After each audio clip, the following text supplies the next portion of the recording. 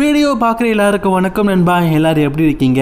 இன்றைக்கும் நம்ம சேனலில் ப்ராகை பற்றி, ரோமன் ரெயின்ஸை பற்றி, பேரன் கார்பனோட ரிட்டனை பற்றி, அகர் பற்றி இதெல்லாம் பற்றி நம்ம பார்க்க போகிறோம். சரி வாங்க வீடியோக்குள்ளே போகலாம். ஃபஸ்ட்டு கிளாஸின் இட்டாலியோடைய அஃபிஷியல் போஸ்டரை WWE ரிலீஸ் பண்ணியிருக்கிறாங்க. பொதுவாகவே கிளாஸின் இட்டாலியோடைய அஃபிஷியல் போஸ்டரில் யார் ஃப்ரண்ட் பெஞ்சில் இருப்பான்னு நினைக்கிறீங்க? கண்ணை மூட்டு சொல்லுவீங்க, ரோமன் ரெயின்ஸ் தான்.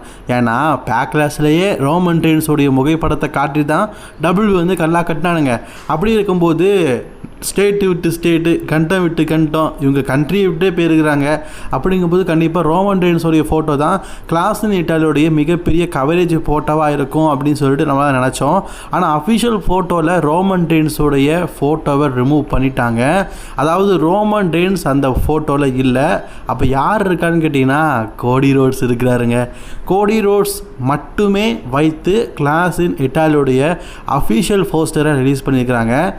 ஆக்சுவலி இது ஒரு குட் ரீசன் தான். ஏன்னா இதுக்கு முன்னாடி பேக்லாஷில் ஹெவி வெயிட் சாம்பியனான ரோமன் ரெயின்ஸை அட்வர்டைஸ் பண்ணியிருந்தாங்க. இதில் கோடி ரோட்ஸை அட்வர்டைஸ் பண்ணியிருக்கிறாங்க. இதனால் ரோமன் ரெயின்ஸுக்கு எந்த மாற்றமும் இல்லை. பட் ஆனால் பேக்லாஷில் ரோமன் ரெயின்ஸ் மெயின் ஈவெண்ட் விளையாடினார். அதனால் அவரை மெயின் ஈவெண்ட் மேட்சுக்காக அவர் கவர் பேஜில் போட்டாங்க. அப்போ கிளாஸின் இட்டாலியிலையும் ரோமன் ரெயின்ஸ் வர்சஸ் ஜேக்கப் ஃபார்டு மேட்ச் தான் மெயின் ஈவெண்ட் சொல்லியிருக்கிறாங்க. அப்படி லாஜிக்கலி பார்த்தா ரோமன் ரெயின்ஸோட ஃபோட்டோவும் இடம் பெற்றிருக்கணும். பட் ஆனால் கோடி ரோட்ஸுக்கு முன்னுரிமை கொடுத்துருக்குறாங்க.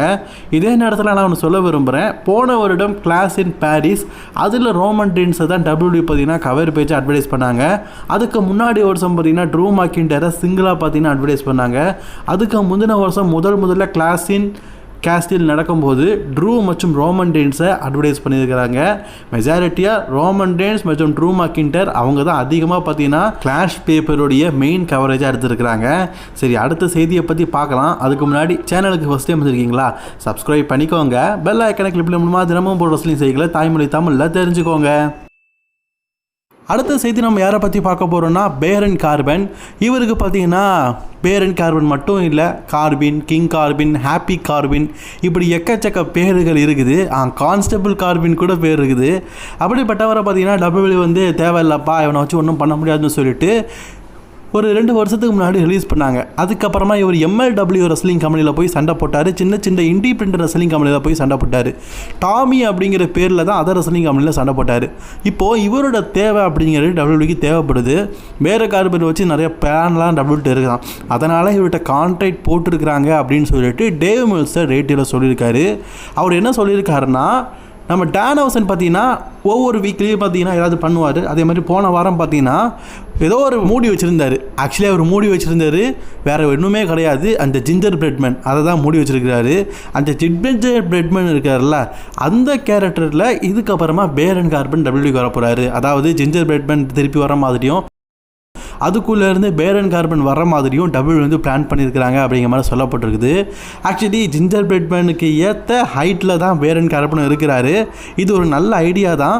பேரன் கார்பனை வச்சு WWEக்கு இப்படி ஒரு ஐடியா இருக்கிறது நல்ல விஷயந்தான்.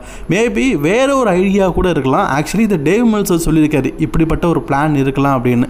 மேபி இவர் WWEக்கு வரும் பட்சத்தில் இப்படி ஒரு பிளான் இருந்தால் நல்ல விஷயந்தான். பட் ஆனால் நான் இன்னொரு விஷயத்த சொல்லிக்கிறேன். பேரன் கார்பனை வச்சு வேறு ஒரு பிளானும் WWE இருக்கலாம். அது விஷன் டீமில் ஜாயின் பண்ண வைக்கிறது. இந்த வாரம் முடிஞ்ச மண்டே நைட்டாக நீங்கள் பார்த்துருப்பீங்க. அதில் பால் ஹேமன் பார்த்தீங்கன்னா விஷன் டீம்கிட்ட பேசும்போது டாக்டிங் டைட்டில் ரீட்ரீம் பண்ணதுக்கு கொண்ட வேறு ஏதாவது பிளான் இருக்கான்னு கேட்கும்போது என்கிட்ட அன்னதர் ஒரு பிளான் இருக்குது அப்படிங்கிற மாதிரி பால் ஹேமன் சொல்லியிருப்பார். வழக்கமாக செதுரான் இருக்கும்போது இப்படி சொன்னார்னா கண்டிப்பாக ஒரு ரிட்டர்ன்ஸ் இருக்கும். அப்படி தான் பிரான்சன் ரீட்லாம் வந்தார். அப்படிங்க போது மேபி பேரன் கார்பனோட ரிட்டர்னும் பார்த்தீங்கன்னா இருக்கலாம். விஷன் டீமில் இவரையும் ஜாயின் பண்ண வைக்கலாம். ஏன் அதை பர்டிகுலராக நீ பேரன் கார்பனாக இருக்க வாய்ப்பு இருக்குது, பிரான்சன் ரீட்டாக இருக்கலாமான்னு கேட்டிங்கன்னா பிரான்சன் ரீட்டாக கூட இருக்கலாம். பட் நான் ஏன் பேரன் கார்பனை சொல்கிறேன் அப்படின்னு கேட்டிங்கன்னா, இதுக்கு முன்னாடி பேரன் கார்பனும் பிரான் பிரேக்கரும் NXTயில் டாக் டீம் டிவிஷனில் டாக் டீமாக இருந்து டாக் டீம் சாம்பியனாகவும் இருந்திருக்கிறாங்க. ஸோ முன்னாள் டாக் டீம் பார்ட்னர் பேரன் கார்பன் அப்படிங்கிற ஒரு இது இருக்குல்ல, அதை வச்சு மேபி பார்த்தீங்கன்னா WWE பேரன் கார்பனையும் பிரான் பிரேக்கரையும் டீம் அப் பண்ண வைக்கலாம்.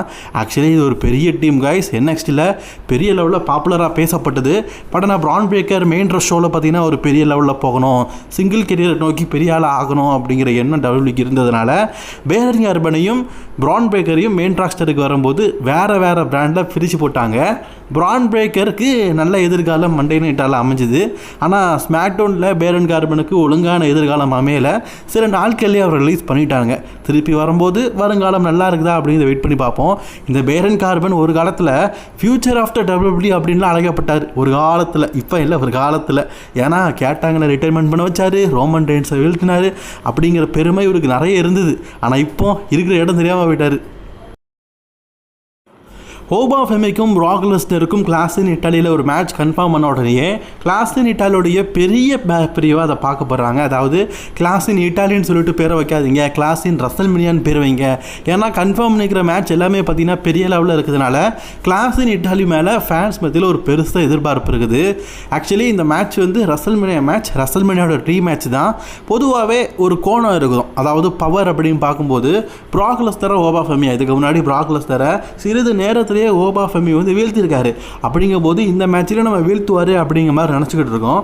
பட் ஆனால் எனக்கு ஒரு ஸ்ட்ராங்கான ஒரு தகவல் கிடச்சிருக்குது. ஆக்சுவலி இந்த மாதிரி ஸ்ட்ராங்கான தகவல் அப்படிங்கிறது கண்டிப்பாக நடக்கக்கூடிய விஷயந்தான். சரி, அப்படி ஸ்ட்ராங்கான தகவல் உனக்கு என்னப்பா கிடச்சிருக்குது அப்படின்னு கேட்டிங்கன்னா, பிராக் லெஸ்னருக்கும் ஹோபா ஃபெமிக்கும் நடக்கிற மேட்ச்சில் கண்டிப்பாக, அதாவது 100% பார்த்தீங்கன்னா பிராக் லெஸ்னர் தான் இந்த மேட்ச்சில் வெற்றி பெறுவார் அப்படிங்கிற தகவல் தான். சரி, இந்த காரணத்தை வச்சு என்னால் 2 விதமான பதில்களை சொல்ல முடியும். அதாவது பிராக் லெஸ்னரும் ஹோபா ஃபெமியும் டை அப் பண்ணதுக்கு, அதாவது பிராக் லெஸ்னர் அளவுக்கு தான்ப்பா ஹோபா ஃபெமி அப்படிங்கிறத காட்டுறதுக்காக பிராக் லெஸ்னர் பார்த்தீங்கன்னா இந்த மேட்ச் வின் பண்ணிட்டாருன்னா அவர் ஒரு மேட்ச் இவர் ஒரு மேட்ச், 2 பேரும் ஒவ்வொரு மேட்ச் வெற்றி பெற்றாங்க அப்படின்னு சொல்லிட்டு டை அப் பண்ணிக்கலாம். அதே மாதிரி மேபி WWE பார்த்தீங்கன்னா இதுக்கப்புறமா பிராக் லெஸ்னருக்கும் ஹோபா ஃபெமிக்கும் ஒரு ரீமேட்சை 3வது முறையை நடத்துவோம். அதில் யார் வெற்றி பெறாங்களோ அவங்க தான் சீனியாரிட்டியில் அதிக வெற்றி பெற்றவங்க, அவங்க தான் பலசாலி அப்படிங்கிறதுக்காக கூட இந்த மேட்ச்சில் அதிகபட்சமாக பிராக் லெஸ்னரை வெற்றி பெற வைக்கலாம். நமக்கு கிடச்சிருக்கிற இந்த செய்தி, ஆக்சுவலி இந்த செய்தி வந்து ரொம்பவே கிறிஸ்டல் கிளியராக கிடச்சிருக்குது. அதாவது எப்போவுமே பார்த்தீங்கன்னா எப்படி சொல்ல 50%, 90% அப்படின்னு சொல்லப்படும். ஆனால் இதில் 100% சொல்லப்பட்டிருக்குது. பிராக் லெஸ்னர் தான் இந்த மேட்ச்சில் வெற்றி பெற போகிறாரு. அது எப்படி வெற்றி பெற போகிறாருன்னா ஸ்குவாஷ் மேட்ச் தான். இதுக்கு முன்னாடி எப்படி ஹோபா ஃபெமி பிராக் லெஸ்னரை வீழ்த்தினார் சில இது நேரக்கல்ல, அதே மாதிரி ஹோபா ஃபெமியை பிராக் லெஸ்னர் வீழ்த்துவார். மேபி இதன் மூலியமா இவங்களுக்குள்ள இருக்கிற ஃபியூடை முடிச்சியும் வைக்கலாம், அல்லது பிராகுக்கும் ஹோபா ஃபெமிக்கும் மீண்டும் ஒரு பிரச்சனை உருவாக்கி 3வது ஒரு மேட்ச் வச்சுக்கலாம். அதாவது எக்ஸாம்பிளுக்கு கோடி ரோட்ஸுக்கும் பிராக் லெஸ்னருக்கும் ஒரு ஃபியூட் அப்படி தான் கிளப்பி விட்டானுங்க. இவங்களுக்குள்ள பார்த்தீங்கன்னா 2 மேட்ச் நடந்தது, ஆளுக்கு ஒரு மேட்ச் வெற்றி பெற்றாங்க. 3வது முறையாக சம்மர் ஸ்லாம் ஒரு மேட்ச் வச்சாங்க. மேபி அதே ஃபார்முலாவை WWE திருப்பி பண்ணால் கூட ஆச்சரியம் இல்லை அப்படிங்கிறது தான் என்னோட கருத்து. சரி, உங்களோட கருத்துக்கள் என்ன அப்படிங்கிறத மறக்காமல் கமெண்ட் பாக்ஸில் கமெண்ட் பண்ணிக்கோங்க. அதுக்கப்புறமா இந்த வீடியோ பிடிச்சினா லைக் ஷேர் பண்ணிக்கோங்க. தொடர்ந்து வீடியோ பார்க்க சேனலை சப்ஸ்கிரைப் பண்ணிக்கோங்க. பாய் நண்பூஸ்.